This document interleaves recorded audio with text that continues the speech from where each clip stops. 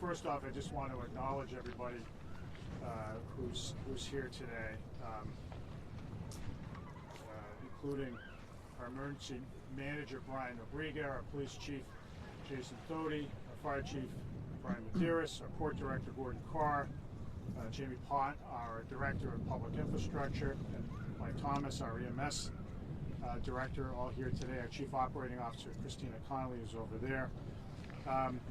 We are here to talk about hurricanes and the threat they pose to people and what we can do to keep ourselves safe. I do want to thank the Community Boating Center for hosting us today. Andy Hurley, who's here, has such a great program here.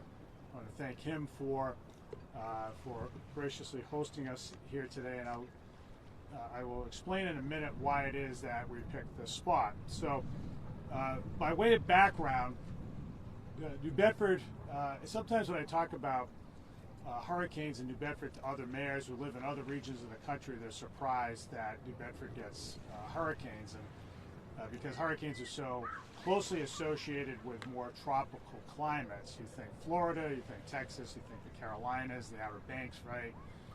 But not so much here. But the reality is that we are, I guess, with Providence, the two northernmost cities on the East Coast that are hurricane prone, and that's why we have these massive barriers here, these levees. The hurricane barrier here is the largest levee on the East Coast, and it's there for a good reason, because we do have hurricanes really all throughout the settled history of New Bedford, going back to the 18th century, and then most prominently in the 20th century with the 38 hurricane, which was enormously damaging to southern New England and claimed some 600 lives across the Northeast. And then Hurricane Carol in 1954, which was quite devastating to New Bedford in particular. And that was the impetus for the construction of the barrier in the 60s. We're grateful that we have the barrier. I emphasize to people all the time, it should not, for your military history buffs out there, it should not be treated as a Maginot Line. We just have a wall there and then we don't have anything to worry about.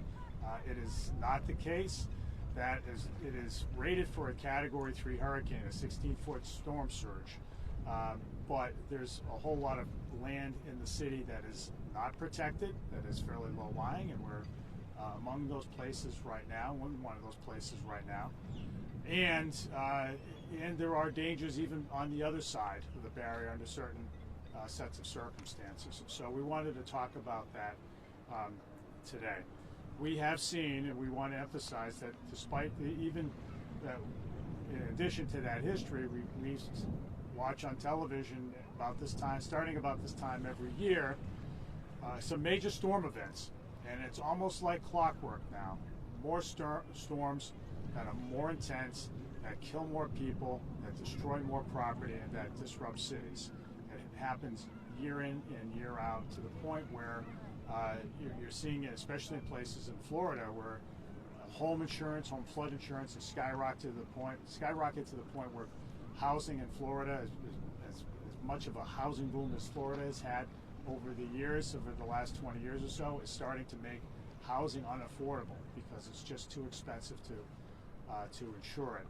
Here in New Bedford, we see flood insurance policies getting really expensive because the insurance industry is gauged to those risks very closely. But we don't need to know. You don't need to be an insurance actuarial to know that there's a whole lot of risk here and that we have to deal with it. So, I want to talk a little bit about what we've been doing really over the last 10 years or so. It's been a while since we've seen a major hurricane here. Hurricane Bob was the last one here, and a lot of us remember that event. And then there have been close calls. Superstorm Sandy took a hard left turn, people might remember, and landed in New Jersey and New York, but it was headed straight here for a while, for much along its path. And same thing with Hurricane Irene, tropical storm. Briefly, Hurricane Henri, some like 5 years ago or so, roughly, same thing, hard left turn. We might not get so lucky next time. And so with that in mind, we've been doing a great deal of prep work. One of the threats that hurricanes poses is street flooding. One of the ways we deal with street flooding is to build so-called green infrastructure, which is just replacing hard surfaces with permeable surfaces, grass, stuff that can soak up water. So that's one simple thing. That's a matter of habit now for us. But we've spent millions in upgrading our pumping stations around the city to move water off the streets, out of the stormwater system, and out into the ocean. That investment, headed up by the Department of Public Infrastructure, has put us in a better position to prevent street flooding.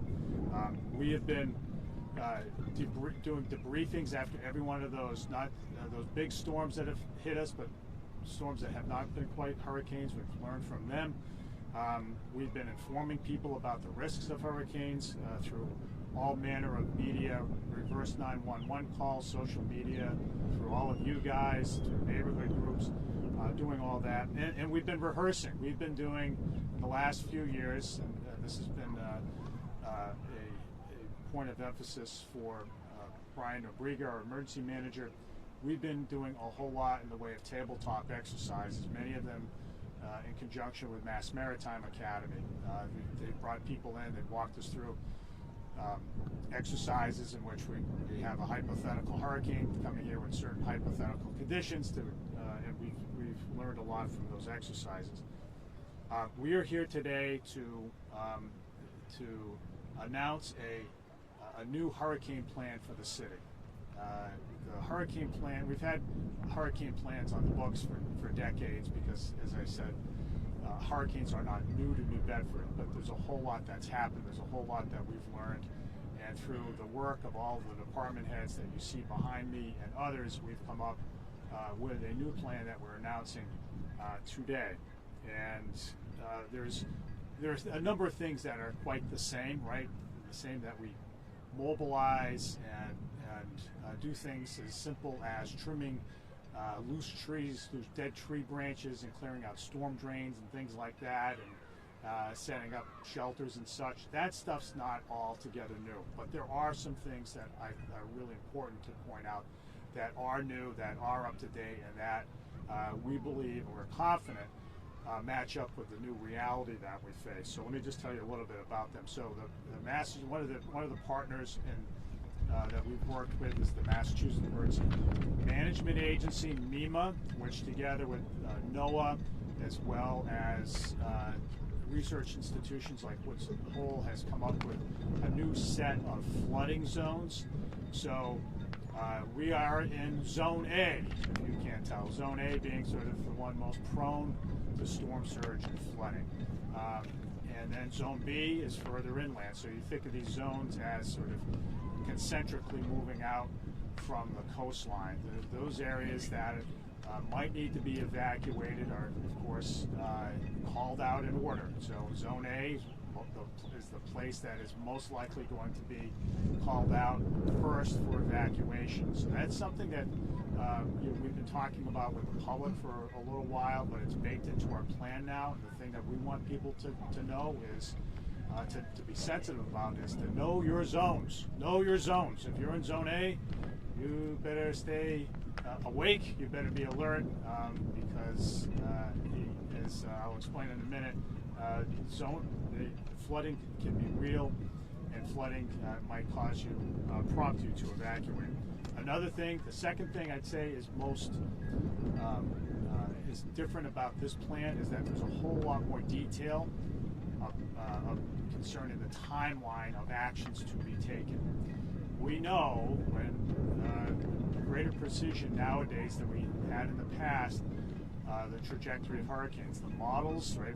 Every time we watch hurricane coverage on the Weather Channel or on the national networks or the local networks, wherever it is, we hear about the European model, the American model. There are all these models. It's almost sounds like a fashion show, all these models around, right? But all kidding aside, we have better information about the potential track of a storm. And so what we try to do is to give people a sense of, all right, well, what's the risk? We hear these terms like cone of uncertainty and things. those things matter. That's very relevant for us to plan. And so what our plan has in place is sort of step by step what we start doing 5 days out, 4 days out, 3 days out, 2 days out, 18 hours out, 12 hours out, 6 hours out from landfall. So and like any plan, there's got to be some level of flexibility to adjust under changing circumstances, but at least that gives us a structure for the public and for our city agencies to understand what's to be done. So the timeline is very important, and we can have that in place now because the models have evolved to a point that allow that. There is a greater outlining of roles of individual departments, right? In the case of a big incident, the police department will serve as the incident command. That was left unclear when we reacted to Hurricane Irene some 12 years ago or so. I've been in office for that long. There was a whole lot of confusion, even in this very neighborhood, about who's in charge. You don't want that. We wanted everybody needs to know who's in charge of the entire incident once it starts to unfold. In that case, it's the police department. But other roles are defined very clearly as well in this plan. The last thing that's very different is that there's such a much more heavier emphasis on evacuation and sheltering. So, and again, this is something we've talked about a lot. We're here on Paden Avenue today to make a point. This is the lowest point in the city, and over even just in my time in office, we've seen a visceral change in the way that storms affect this very street. 15 years ago or so, 12 years ago or so, it was pretty rare to see any kind of flooding on the street here. And as Brian Nobrega will tell you, nowadays it's a more common occurrence.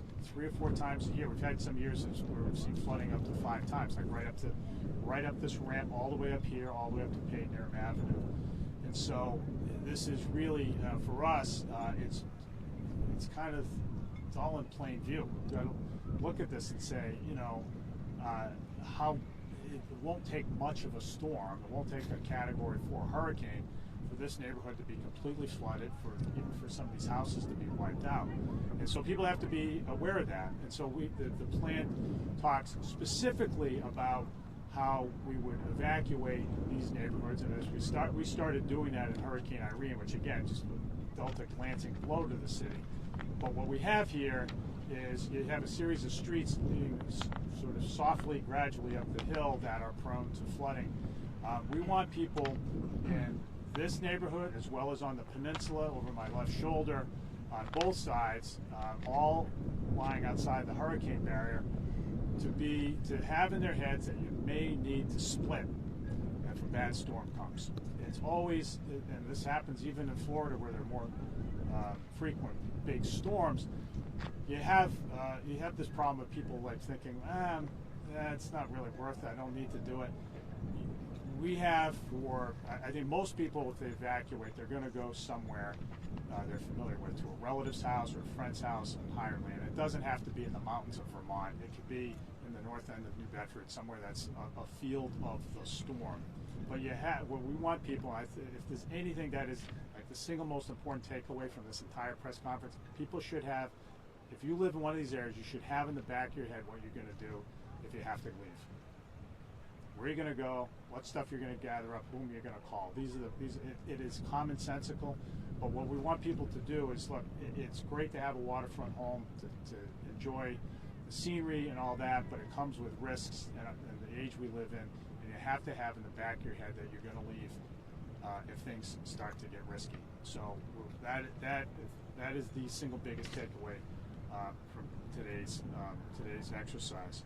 So I want to emphasize that to everybody, especially if you live here on Paden Avenue.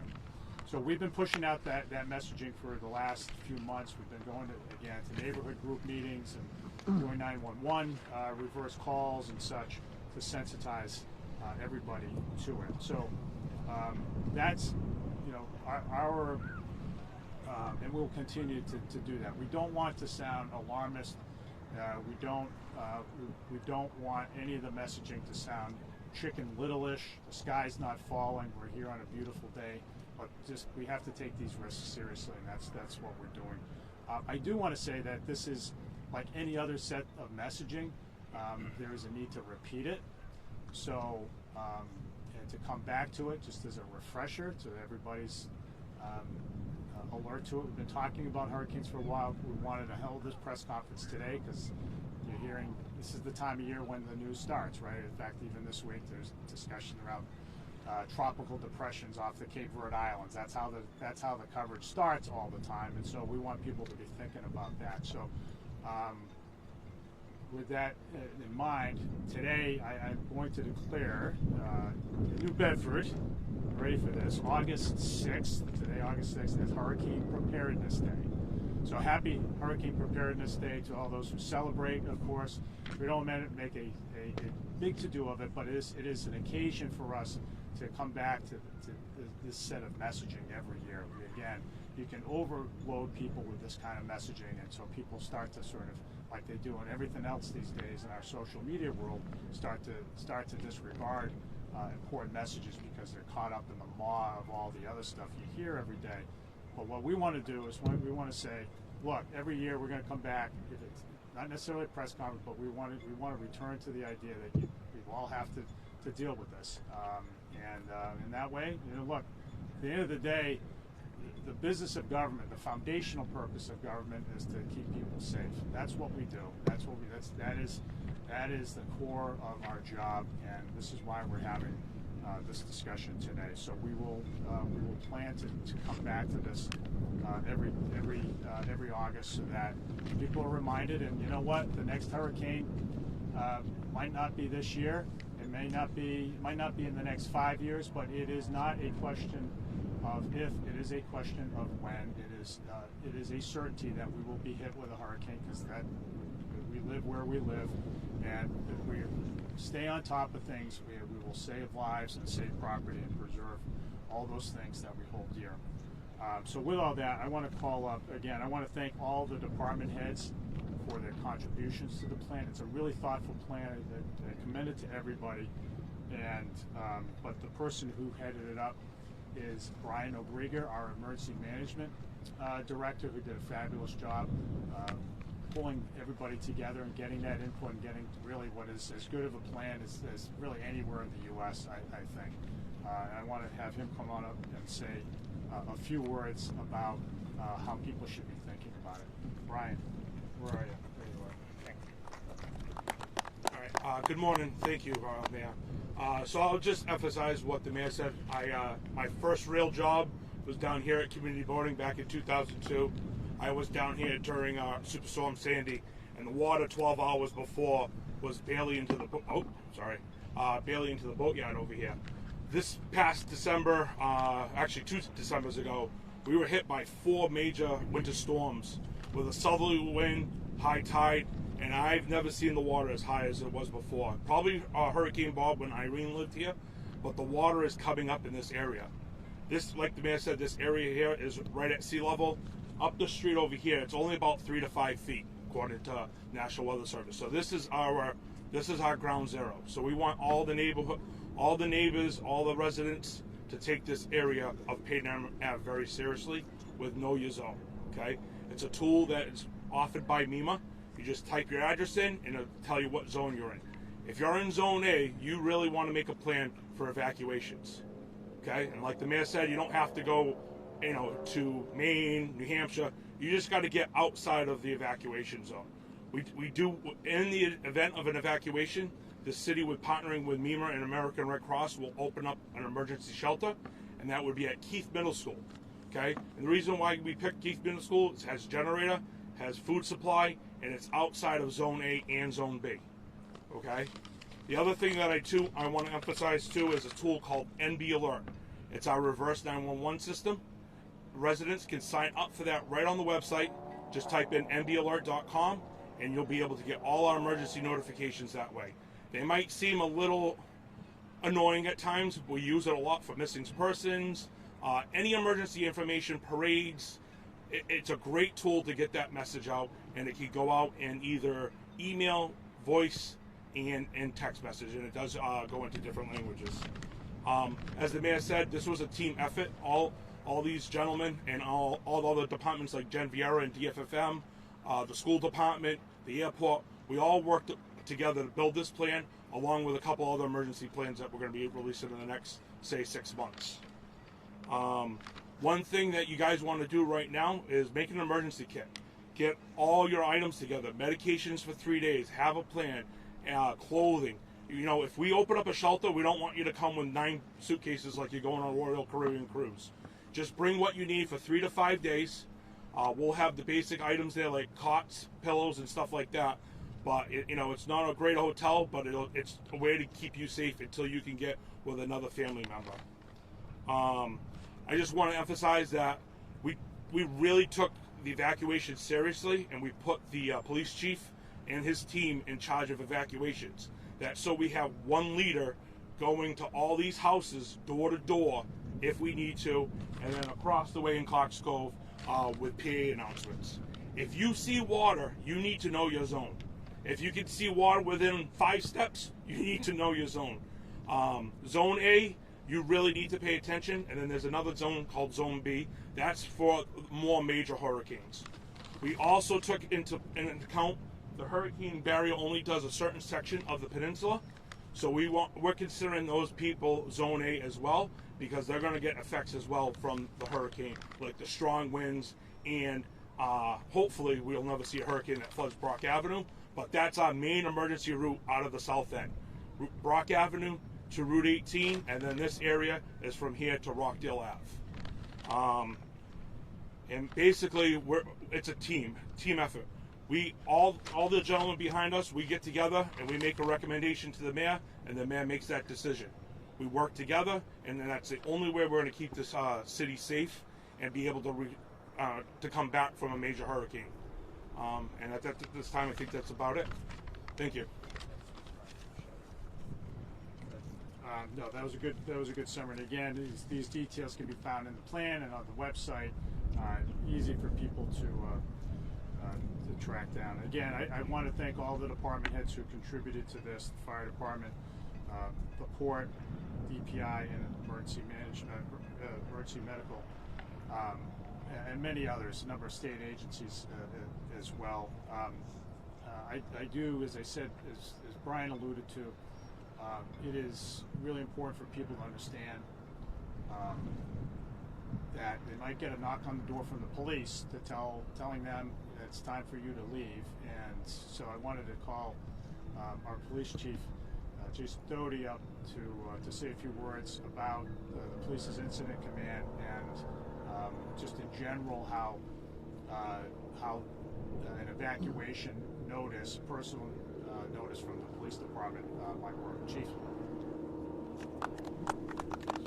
Thank you, Mayor. The Mayor and Brian did a great job of summarizing it, and the plan is very thorough and it's online, so I won't go through the details of the plan. But the good thing in the last couple decades is getting the word out. It is much easier now, so we encourage, especially people in the Zone A area. We encourage them to pay attention. Social media, the reverse 911 system, those are all early ways to kind of know that you have to be paying attention. Beyond that, when we get into the actual evacuation stage, we will be using public address. So we want people to know that they should be listening for those public address systems. If you don't know that's coming, it can be alarming. So that kind of goes with preparation, right? Reading a little bit about the plan ahead of time, knowing kind of what to expect, so when it happens, it's not surprising and it's not alarming. But if I'm knocking on your door with rubber boots on, it's time to go. Our officers will go door to door. We do have specifics in the plan to deal with folks that may be elderly, folks that may be disabled, folks that may need assistance evacuation. There's transportation plans in there so that we can get folks out. But what's most important for an organized and effective evacuation is that people communicate, they listen to the communications, that they're orderly. So that means kind of having, as the mayor said, that mindset about what you're going to do, where you're going to go, so that there's not panic. That's what's important, is to keep things orderly and keep things calm.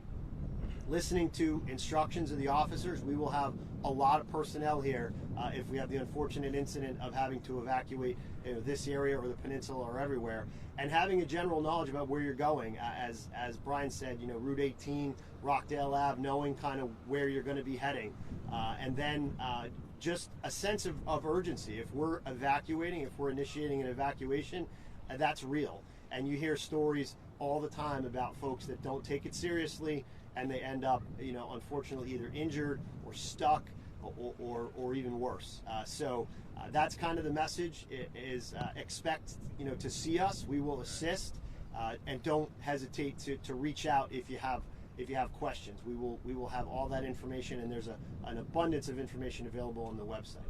Thank you.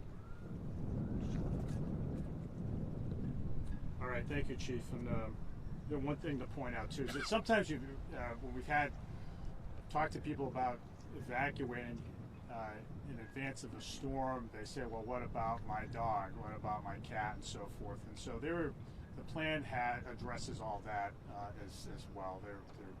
We have pet-friendly shelters for folks. So that's something we don't want people to. We want to remove every barrier to the necessary evacuation of neighborhoods that are prone to storm surges and flooding. So that's something that again the plan addresses and accommodates. So again, I'll open it up for questions. I do want to say I want to thank all the media in attendance, because this is the kind of thing that when the wind isn't blowing and there aren't white caps out there and waves crashing, it's kind of hard to say, well, what's the big deal? This is exactly when we should be talking about it. To inculcate the idea that, if you live here in a place like this, it comes, as nice as it is, it comes with risk, but there are ways of managing that risk for your own and your family's personal safety. So, with all that, I appreciate everybody getting the word out, and I'll open it up. That reverse 911 system, can you just repeat the name of it? Yeah, so it's nbalert.com. nbalert.com. Yeah. Thank you. Yep. I'm Mark High with the New Bedford Light. I just started last week. Welcome to New Bedford. I'm from Houston, Texas, so we're very talking. Yeah. What cities, if any, have you modeled this preparation plan after? Have you been talking with other mayors, and what have you learned from this? Well, I think Brian could offer more detail, but a lot of the core of the plan is not dissimilar from city to city. You mobilize certain city assets to both prep the city for landfall, and then to keep people safe, and then the aftermath.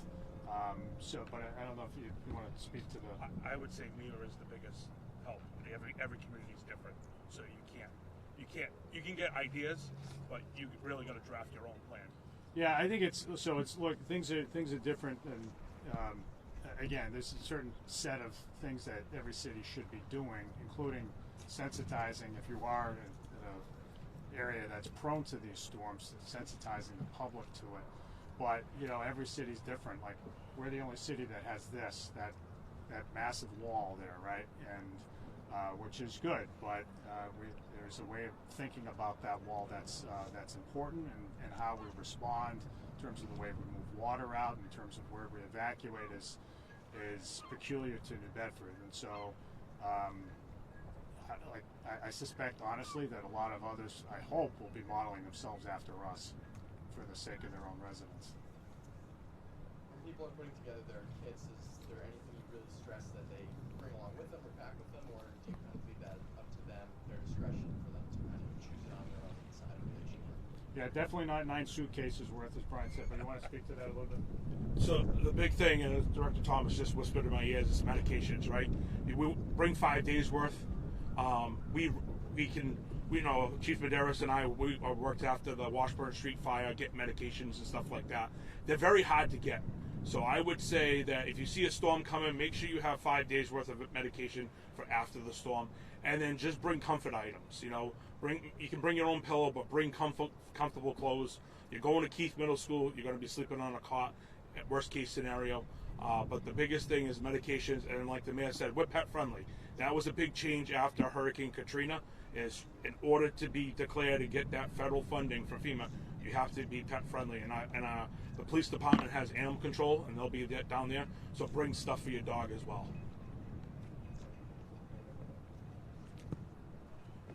Yeah, and Brian mentioned FEMA, and look, FEMA's been in the news a lot lately, and its future is uncertain. I suspect there will be something in the way of continuing to be a federal agency that runs point for the federal government on major disasters. But how FEMA looks in the long run may be different from what we've been accustomed to. But all the more reason, frankly, why we're taking the bull by the horns here, and that's. And have been a lot. We're announcing the plan today, but the plan's really a culmination of a lot of work that's been ongoing. And so that's just look. That's the way we do things here. Anybody else? Yep. Are you taking into account uncertainties with the National Weather Service and NOAA's abilities to predict your model? Because of cuts at NOAA, you mean, or? Yeah, look, I mean, NOAA's a very reliable source of weather forecasting. It's not the only one. So even with snowstorms, we use multiple sources. The folks who are right by your side, 6, 10, and 12, but we also look at NOAA. We also have our own subscription service. And we do that so that we can have as precise of a forecast of what we'll be dealing with. Right, Matt. When's the last time there was a big hurricane evacuation in the city? Did it happen during Bob? I think that's a good question. Did it happen during Bob? We started to do it during Irene. So the police and fire departments started knocking on doors in this neighborhood. I was down here at the time. We were watching, just to give you a sense of it. This was all underwater here. The beaches were, and there was a wall. There's a wall over there, and we're watching it right at the predicted high tide time of day, and it got like right up to the top of the wall and didn't go any further. So we said, okay, we got to stop trying to evacuate people. But we had already started knocking on doors. As far as Bob goes, I don't remember. Do you guys ever? I was 5. Yeah. You weren't a 5-year-old knocking on doors. I was on a Quinnick Street, but I do remember the police going around saying. Yeah. It was a while ago. But all the more reason. Look, I mean, the storm obviously storms happen much more frequently and they're much more intense. So if you're in Houston, right? Houston got like 54 inches of rain in that.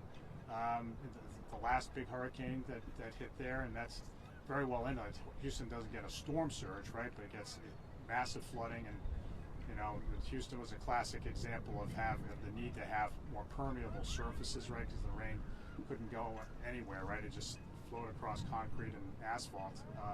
So again, these are all things that we have to consider and just be alert to it. Again, the purpose here is not to be alarmist. It's just people should stay on their toes this time of year if you live in an area that's low lying and near the coast. All right. We have one more from young person. Yes, sir. So say someone's like language bound, right? Like they can only speak one English aside from English. How would that work for them? Yeah, well, we put out alerts in multiple languages, 911 calls and such. Yeah, that's what we do. And we also have police officers available as well. Police officers as well. Yeah. Okay. All right. Well, thanks everybody. Appreciate the coverage of this stuff. It's important for the public to know. Thanks a lot. And here's by the way, this is the plan.